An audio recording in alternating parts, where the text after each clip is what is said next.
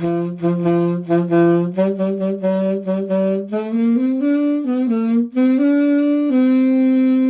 welcome to the table. I'm your host, Teen Wolf, and today we are going to be looking at Teen Wolf's Guide to Playing Magic the Gathering for cheap. So you may be wondering why I'm doing this. Well, I've talked about in the past, throughout this entire channel's history, about how to build decks for cheap.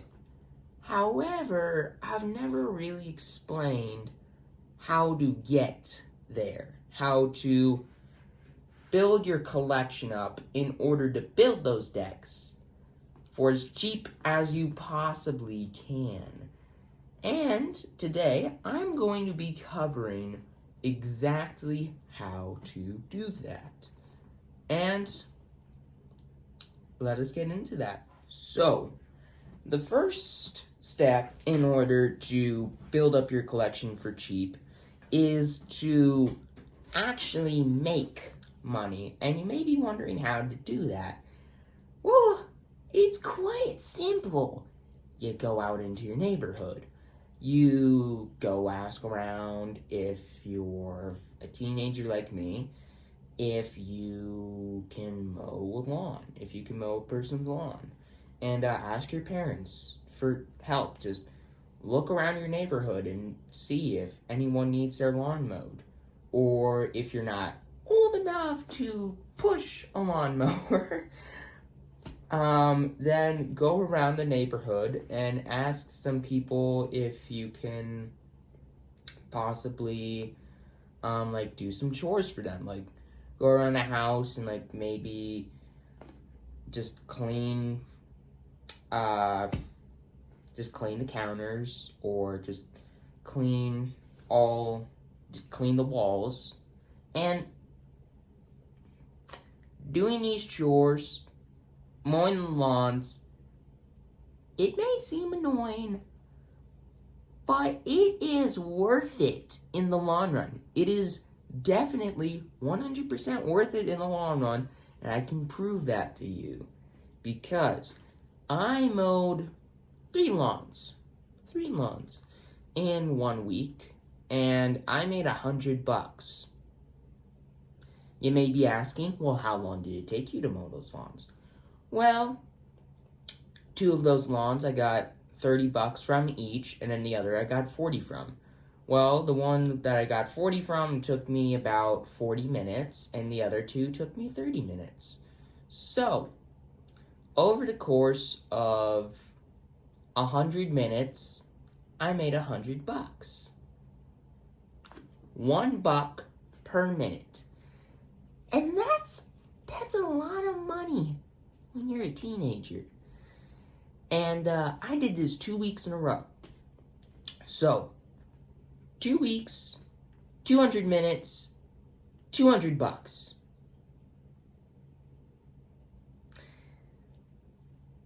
It's a lot of work, but it's worth it, because that $200 right there, you can buy a set booster box of Dominaria United right now for $160 at the time of recording this, and then still have $40 left over. Yeah, that's a lot of money. Yeah, just for 2 weeks. And, yeah, that's insane. So, you need to establish some kind of business to where you can make money. And by business, I don't mean, I'm gonna mow 8 lawns a week or something, and I'm gonna make all this money. I mean, you can do that if you want to, but just don't overwork yourself. Do around 3 to 4 lawns a week. If you're a teenager, and if you're not old enough to push lawns, then do some chores around other people's houses, and you're not going to make as much money, but you're still gonna make a decent amount of money. I'm sorry, but I can't exactly explain like how much money you would make. But I know that it's still gonna be a good amount of money. I'm sorry, I can't exactly explain how much money you're gonna get, but you are gonna make a good amount of money. Trust me on that. So, make money. What are you gonna do with that money? Well, I'm gonna say this right now, only buy sets that you want to buy, and that aren't like $1 trillion. So Double Masters 2022 is coming out soon. Me and my dad want to buy that. However, a lot of people aren't going to buy that because they don't have the money to do that. And to be fair, me and my dad don't either, but we had a plan to where we actually kind of do have the money to do so. And I'll explain why that is here in a little bit. But only buy the sets that you want to buy and the sets that don't cost like $200 for a box or something. So, yeah. So, from there, what exactly are you going to want to buy? Well, first off, once you decide what you want to buy, like me and my dad want to buy Dominaria United when it comes out. A really, really good set. And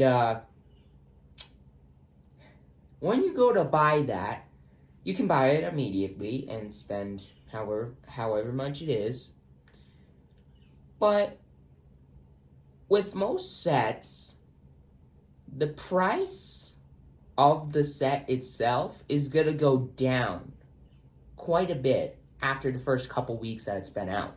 So, Dominaria United, I'm not 100% sure if this is going to be true, but when Dominaria United comes out, it's going to be $160 to buy a box, a set booster box.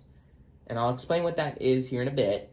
And then in a couple weeks, it could be down to $130. If you don't believe me on this, let me explain why I think this. When Kamigawa Neon Dynasty originally came out, a set booster box was $130. Now it's down to $110, down $20. Sure, it's been a couple months.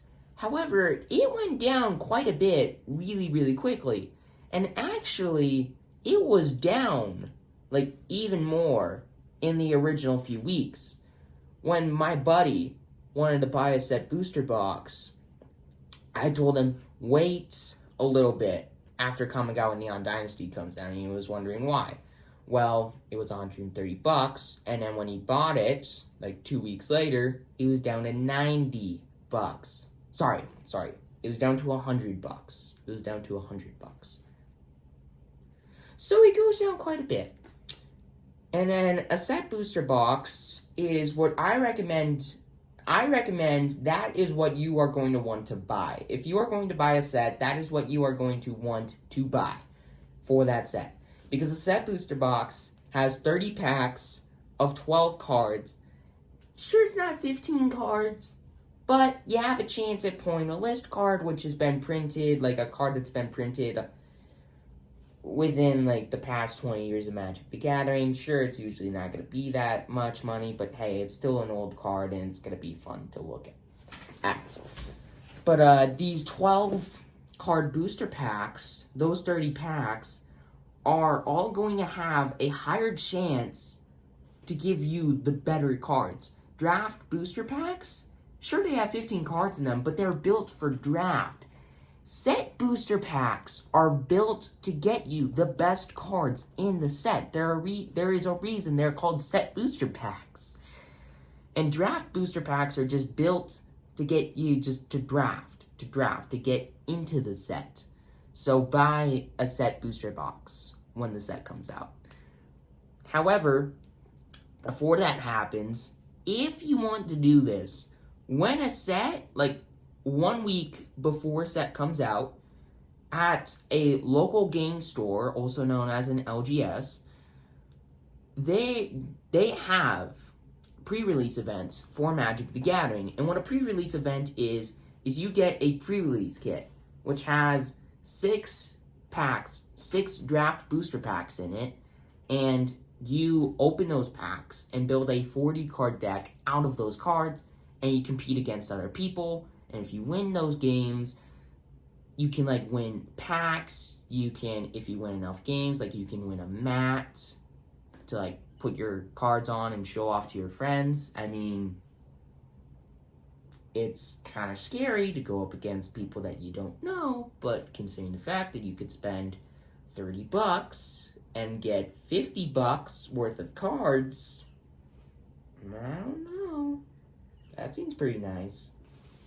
So, pre-release events, they're fun because they allow you to get into the set and like get an idea of what the set's gonna be like, and there's a chance for you to get more money after, like you end up with more money after the event than you do when you spent that money to get into the event. That is what I'm trying to explain. And plus, draft pre-release kits, I personally believe this, pre-release kits have draft booster packs in them that are going to have better cards in them overall. So, there's that too.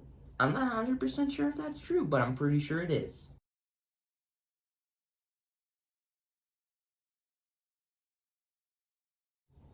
So, you can do that, and then over time, there's no way you can make enough money with your business to keep buying cards.